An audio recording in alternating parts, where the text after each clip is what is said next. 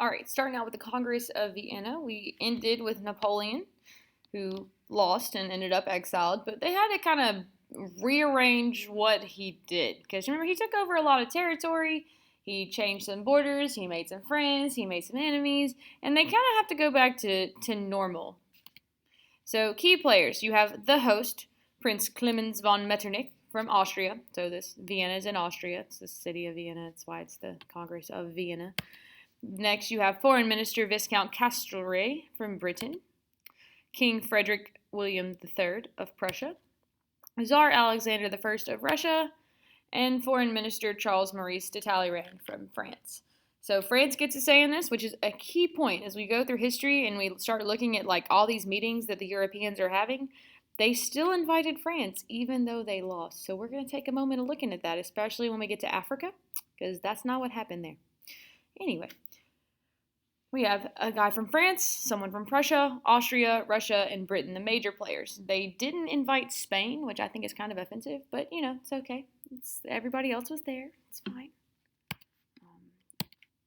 And there's a couple goals that are established, and these are very important. Once again, as we look through history, like we'll get to World War I, and you'll be like, why are they dumb? Because if they had just followed Metternich's ideas, we wouldn't have had a World War II. But his goal was to prevent future French aggression and surround France with stronger countries, restore balance of power, and restore legitimacy. So shockingly enough, the kings wanted a king back on the throne of France. Nobody wants any type of democracy hanging out in Europe so that nobody gets any crazy ideas. No more revolutions.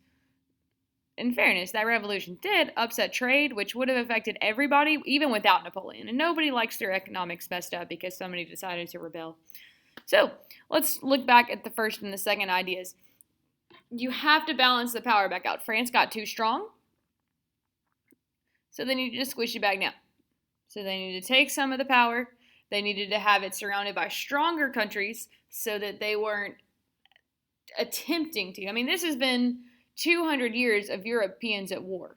Well, I mean, the 7 Years' War was just the end of it. You had the revolutions in England, you had the revolutions in France, you had the 7-Year War, you had the 30 Years' War, and that's the War of Austrian Succession, the War of Spanish Succession, the War of the Roses, the war between Mary and Elizabeth in England. It just seems to be constant wars in Europe, and they need this to stop, because at this point in history, we're shifting from the power of your army to the power of your pocketbook.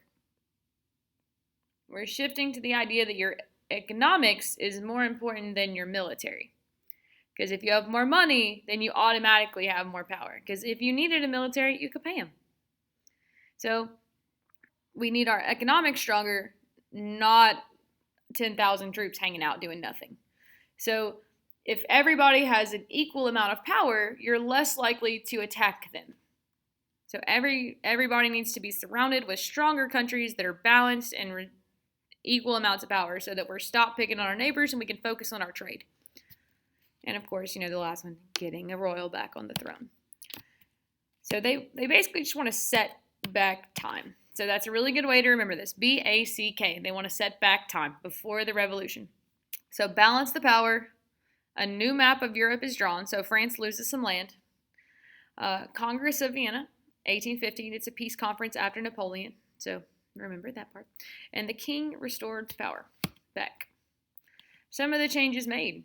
It's really pretty repetitive slide. France is deprived of all territory conquered by Napoleon. They had to go back to their original borders. Austrian, Netherlands, and Dutch Republic united to form Kingdom of the Netherlands. So they took two powerful places, the Austrian Netherlands and the Dutch Republic. They squished them together and created the Kingdom of the Netherlands. A Germanic confederation of 39 states, including Prussia, is created from the previous 300 under Austrian rule.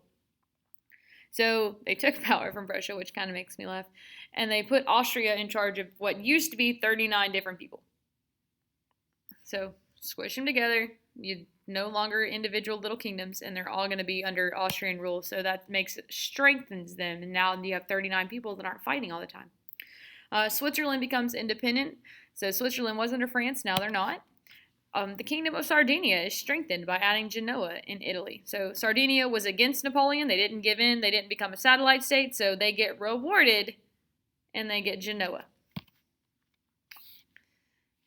So, Kingdom of Sardinia, remember they were the island in the Mediterranean, and now they have a little bit of land here. You have France, so they got squished back. There's the Kingdom of the Netherlands. This is Prussia, which I would just love to know why we decided to split them, but whatever. I'm not drawing maps. Individual little kingdoms. The Austrian Empire. All of these people now answer to this person. Oh no. Sorry. Europe after the Congress of Vienna. Sorry. So now you have France. You kept Sardinia. You get, also they own Corsica. The Austrian Empire. German Confederation. And Russia's still hanging out over here. It's a lot better. It's all going to be good now, hopefully. They were happy. See, they're even dancing. And the results. They go easy on France because they don't want revenge. Let's repeat this because World War I really needs to hear this. They went easy on France because they were afraid they would want revenge. So just give up your conquered areas, but keep your borders. No country in Europe could easily overpower any other. It's fair enough for countries not to hold a grudge. And peace lasted 38 years, and the effects on the world would be seen for the next 100 years. So this was like the Congress of Vienna was exceptionally successful. 38 years doesn't sound like a lot, but 38 years in a continent that had been constantly at war for the last 200, 38 years is a lot. So that's it. And as we go on and we talk about more peace treaties and breaking up of Africa and breaking up of the colonies in Asia, and we look at World War II and the Cold War, and you're going to find out that this was genius and everybody else is stupid for not following history because it didn't end well for anybody. There we go. And our first political cartoon shows up. Yay! The European Pantome, which is people arguing and those people making decisions about the world. It's going to be great.